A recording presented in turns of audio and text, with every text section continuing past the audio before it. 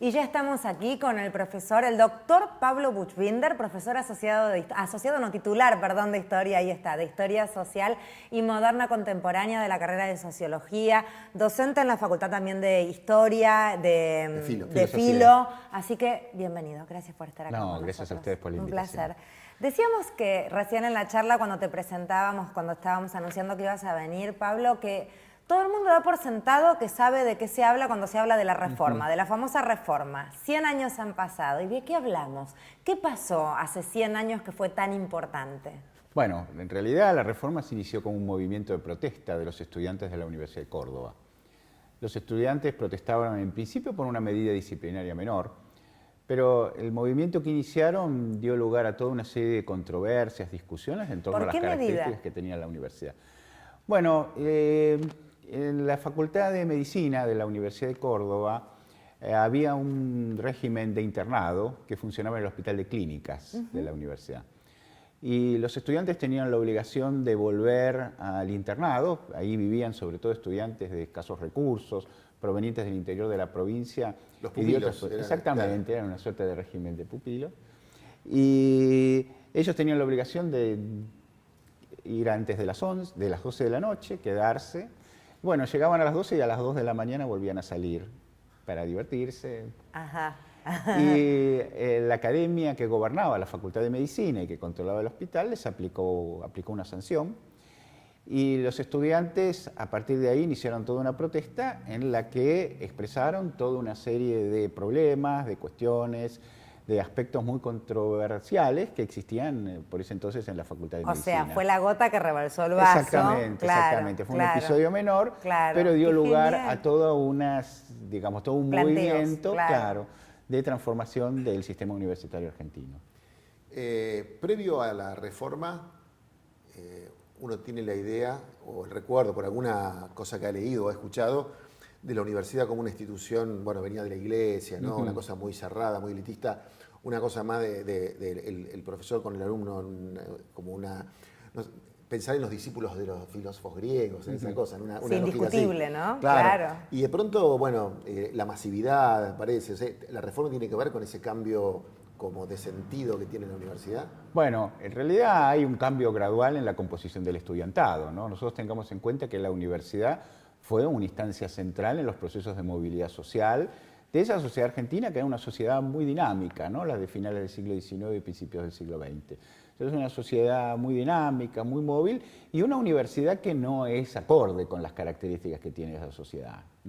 Y esto, yo diría, ahí uno podría diferenciar. Buenos Aires era un tanto más abierta, era una institución, digamos, que se adaptaba mejor a los cambios, se adaptó, de hecho, mejor a los cambios. Córdoba era toda una institución mucho más conservadora, mucho más jerárquica, mucho más rígida. Paradójicamente se fue volviendo, tuvo un proceso de transformación en los años 80, pero desde finales de la década del 90 y principios del siglo XX se fue volviendo, digamos, una institución mucho más tradicionalista, cerrada, jerárquica. Una institución en la que, bueno, los estudiantes cuestionaban mucho al profesorado, sus características, un profesorado en líneas generales muy limitado desde el punto de vista intelectual. Entonces, bueno, digamos, la reacción ocurre ahí, ¿no? En una sociedad argentina que se va transformando muy aceleradamente desde el punto de vista social y desde el punto de vista político, la universidad se queda muy atrás. ¿Cuáles evaluás vos, si es que podés hacer un punteo de los logros más importantes de esa famosa reforma hace 100 años? Bueno, yo diría que hay varios. Nosotros en líneas generales siempre la recordamos fundamentalmente a partir de los procesos que llevaron a la democratización del gobierno universitario. Claro. Ese fue un factor central. Ahí nosotros tenemos una serie de procesos, digamos, propios de la Universidad de Córdoba. En la Universidad de Córdoba hubo un intento de hacer un proceso de renovación y darle a los profesores la dirección de ese proceso. Los profesores fueron incapaces de asumir ese proceso de renovación. Entonces, bueno, ahí surgió, se profundizó la protesta estudiantil y los estudiantes entendieron que la mejor garantía de la transformación y modernización de la universidad era su participación en la elección de las autoridades universitarias. Entonces, los estatutos que se sancionaron a partir de 1918 a raíz de ese conflicto lo que consagraron de alguna manera fue la participación estudiantil en la elección de los miembros del gobierno universitario. Claro, un gran avance, enorme. Bueno, claro. era digamos, uno podía reconocer antecedentes en la Edad Media, en algún caso. Había un antecedente cercano en Uruguay, en la Universidad de Montevideo, los estudiantes participaban, digamos, en el gobierno universitario, pero fue una solución original, podríamos decirlo así, en términos argentinos. Entonces, ese es un elemento con el cual nosotros habitualmente identificamos a la reforma, que es la participación de los estudiantes y sobre todo el hecho de darle el gobierno de la universidad a aquellos que participan concretamente en sus actividades. Profesores, titulares, profesores suplentes, luego vendrán los graduados, pero bueno, esa fue una transformación sustantiva. Nos faltan los no docentes. Nos faltan los no docentes. Bueno, esa es la segunda reforma que tenemos pendiente todavía. Vos sos profesor de historia, así que no podés hablar del futuro. No te vamos a comprometer. Por eso lo dije yo. Lo pueden tratar ustedes después, pueden hacer otro programa. Por eso lo dije yo, que no soy ni no docente ni docente, nada. Vos mencionabas la inclusión de los estudiantes para poder elegir el gobierno, pero también para ejercer el gobierno. Digo, porque ahí aparece una cuestión sobre la que hay alguna polémica en términos de si todas las decisiones vinculadas con el gobierno de la universidad pueden ser tomadas por ahí por chicos jóvenes y sin la experiencia y sin el recorrido dentro de la institución que los habilite a tener una opinión autorizada sobre los temas. Te doy un caso. Se discute un concurso docente de la materia X, a lo mejor de tu materia. Sí. La pregunta es, ¿un representante estudiantil tiene los elementos para opinar sobre esto o simplemente es simbólica la participación? ¿Se entiende lo que digo? Bueno, a ver, yo diría dos cosas. Efectivamente ese fue un punto de discusión, fue un punto de controversia y debate durante mucho tiempo.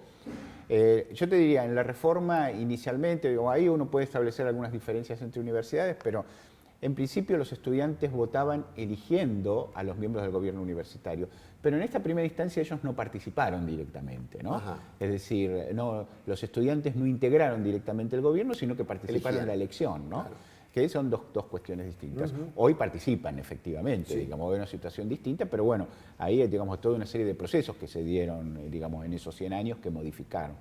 Ahora, lo que uno tiene que entender también es que las disposiciones, que las leyes que rigen actualmente el gobierno universitario, digamos, han pensado en la construcción de una opinión en la que se articulan, digamos, la opinión de los profesores, la de los graduados, la de los estudiantes, los no docentes también en algunas instituciones universitarias, porque bueno, una cosa es la UBA, digamos, otra es la que pasa, digamos, en otras instituciones. Entonces la idea es construir una opinión que es una opinión ponderada, en la cual, digamos, como establece la ley, 50%, digamos, de las responsabilidades en los cargos de gobierno lo ocupan los docentes. Los mismos docentes. Entonces, bueno, la idea es, bueno, cómo se construye una opinión en la que se articulan perspectivas y visiones de distintos sectores, ponderadas, digamos, en proporciones que aseguran la responsabilidad directiva del cuerpo de profesores. En el Estatuto de la Universidad de Buenos Aires, el 50% de los cargos en los órganos de gobierno son ocupados por profesores. ¿Esto es así en el resto de las universidades también o es solo en Buenos Aires? Bueno, ahí hay cuestiones distintas a tener en cuenta, porque esos 50% de los casos, si uno piensa sobre todo en los consejos directivos de las facultades, ¿no? Vos tenés 8 profesores, 4 graduados, 4 estudiantes, digamos, en otras instituciones, digamos, la participación está asociada fundamentalmente al claustro docente, que es más amplio, ¿no? Porque incluye a los profesores e incluye también los auxiliares, jefes de trabajos prácticos y ayudantes, que tienen representación en su condición de tales. Y, digamos, y nosotros sabemos que en la Universidad de Buenos Aires en líneas generales participan, pero participan en otro claustro, que es el claustro de graduados, ¿no? Entonces ahí hay una diferencia de acuerdo a lo que uno puede ver en cada uno de los estatutos de las distintas universidades, ¿no? Son situaciones distintas. En algunos existe claustro único docente, en otros hay un claustro de profesores y al lado hay, digamos, un claustro de auxiliares. Eso depende de acuerdo a cada uno de los estatutos. Pablo, ¿cómo sentís que vienen los próximos años? Quizás aprovechando tu mirada tan entrenada en el hacia atrás, digamos. ¿Qué faltaría según tu mirada? Bueno, qué difícil, ¿no? Porque pero quizás a veces... No, claro, pero... Yo diría, miren, el sistema universitario argentino es una característica que ha construido desde la democracia y me parece que es una de los grandes legados que nos ha dejado estos años de democracia en la Argentina, que es la ampliación del sistema universitario, ¿no? Nosotros tenemos hoy casi 1.900.000 estudiantes universitarios aproximadamente. Tenemos más o menos, digamos, alrededor de 40 estudiantes universitarios cada 1000 habitantes. En la época de la reforma había 1, ¿no? Wow. Entonces esto nos muestra la distancia. En la Argentina había 500.000 de estudiantes universitarios en el año 83.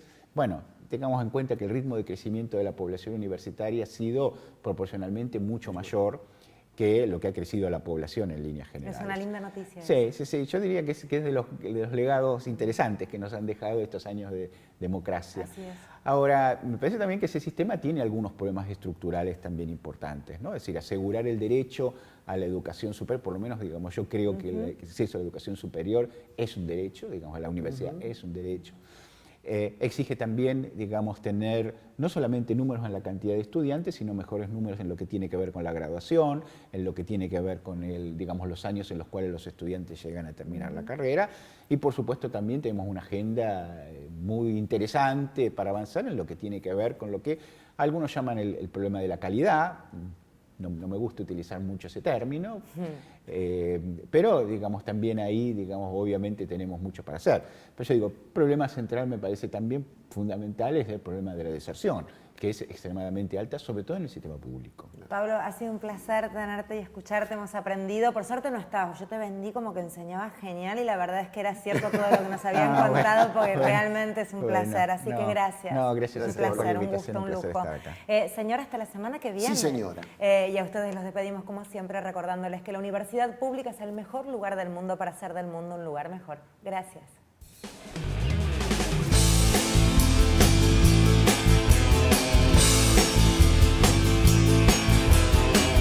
Thank you.